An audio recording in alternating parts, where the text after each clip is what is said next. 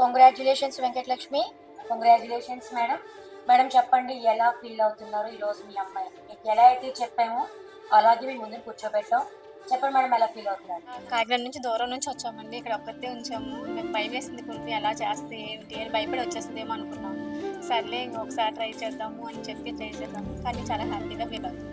మాకు వచ్చి చదువు అనేది అవ్వలేదు. కనీసం మా పిల్లలైనా వినాలి అని చెప్పేసి నేను చాలా ట్రై చేశాను. కానీ చాలా హ్యాపీగా ఫీల్ అయ్యాను. తిరిగి జాబ్ వచ్చింది. Thank you madam. సో ఎలా ఫీల్ అవుతున్నారు?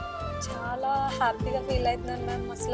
అసలు ఎక్స్పెక్ట్ చేయలేదు మ్యామ్, ఇలా జాబ్ తెచ్చుకొని ఇలా హైదరాబాద్లో సెటిల్ అవుతానని చెప్పేసి. అంత fly over ma'am. So all credit goes to fly over ma'am. Flyover. Very good. So మీరు కూడా మీ పిల్లలకి డెసిషన్ ఏం తీసుకోవాలి?